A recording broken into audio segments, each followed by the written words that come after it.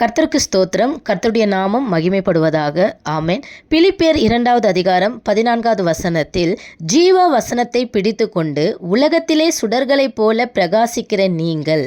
ஹல்லேலூயா. ஆண்டவராகிய இயேசு கிறிஸ்துவின் இரத்தத்தினாலே மீட்கப்பட்டு கழுவப்பட்ட ஒவ்வொரு பிள்ளைகளும் ஜீவ வசனத்தை பிடித்து கொண்டு இந்த இருளான உலகத்திலே சுடர்களைப் போல பிரகாசிக்கிறவர்கள் என்று சொல்லி வேதம் நமக்கு அடையாளம் காட்டுகிறது. ஆமென். ஹல்லேலூயா. ஏசாயா தீர்க்கதரிசன புஸ்தகத்தில் 60வது அதிகாரம் 1ஆம் வசனத்தில், எழும்பி பிரகாசி, உன் ஒளி வந்தது, கர்த்தருடைய மகிமை உன்மேல் உதித்தது என்று சொல்லப்பட்ட தீர்க்க தரிசனம், ஆமென், ஆண்டவராகிய இயேசு கிறிஸ்து வந்த பிறகு நிறைவேறினது. ஹல்லேலூயா. சுடர்களைப் போல நாம் பிரகாசிக்கணும். அதற்கு நாம் முதலாவது என்ன செய்யணும் அப்படின்னா எழும்பணும். ஆமென். எழும்பினால்தான் பிரகாசிக்க முடியும். எங்கிருந்து எழும்பணும்?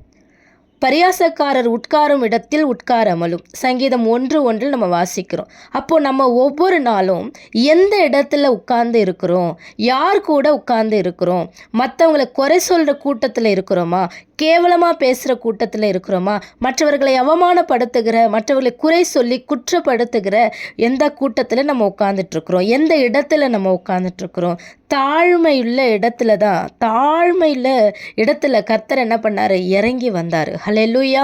பெருமை உள்ளவனுக்கு தேவன் எதிர்த்து நிற்கிறார். அப்போ பெருமை உள்ள இடத்துல நம்ம இருக்கிறோமா? கெட்ட வார்த்தை பேசுகிற இடத்துல இருக்கிறோமா? கேவலமான கிரியைகள் நடப்பிக்கிறவர்களோட கூட்டத்தில் நம்ம இருக்கிறோமா? ஹல்லேலூயா. ஹல்லேலூயா. தன்னை திருத்தி கொள்ளாத ஆவிக்குரிய வாழ்வில், ஹல்லேலூயா, ஆவிக்குரிய வாழ்க்கையில் வசனம் சொல்லுகிறபடி வாழ்க்கை இல்லாமல் மனம் போன போக்கில் மாம்சத்துக்குரியவர்களாக இருக்கிறவர்களோடு ஐக்கியம் வைத்து இருக்கிறோமா? ஹல்லேலூயா. யாரிடத்துல நாம் ஐக்கியமாய் இருக்கிறோம் என்பதை நம்ம ஒவ்வொரு நாளும் ஆராய்ந்து நிதானிக்கணும். ஹல்லேலூயா. எழும்பவே முடியாது. இவர்களோடெல்லாம் ஐக்கியப்பட்டால் எழும்பவே முடியாது. ஹல்லேலூயா. ஏன்னா இந்த கடைசி காலகட்டத்தில் எல்லா தேவ பிள்ளைகளும் நிச்சயமாக கட்டாயமாக எழும்ப வேண்டிய ஒரு காலகட்டத்தில் ஒவ்வொரு தேவனுடைய பிள்ளைகளும் இருக்கிறார்கள். ஹல்லேலூயா. தூசியை உதறிவிட்டு எழும்பணும். ஏன்னா ஒளி வந்துச்சு. ஹல்லேலூயா. ஒளி வந்தாயிற்று. ஆமென். லூக்கா 2வது அதிகாரம் 30ஆம் வசனத்தில், புறஜாதிகளுக்கு பிரகாசிக்கிற ஒளியாகவும் உம்முடைய ஜனமாகிய இஸ்ரவேலுக்கு மகிமையாகவும். யார் வந்தது?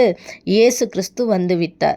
எழும்பி பிரகாசி, உன் ஒளி வந்தது, கர்த்தருடைய மகிமை உன்மேல் உதித்தது என்று சொல்லப்பட்ட வசனம், தீர்க்க தரிசனம் லூக்கா 2:30 நிறைவேறினது. நிறைவேற்று ஆண்டவராகிய இயேசு கிறிஸ்து வந்தார். ஆமென். அப்போது ஆண்டவருடைய மகிமை நம்ம மேலே உதிக்கணும்.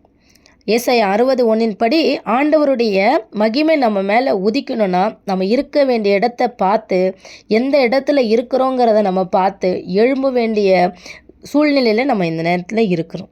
ஆமென். ஆண்டவராகிய இயேசு கிறிஸ்து வரப்போகிறார். கர்த்தருக்கு ஸ்தோத்திரம்.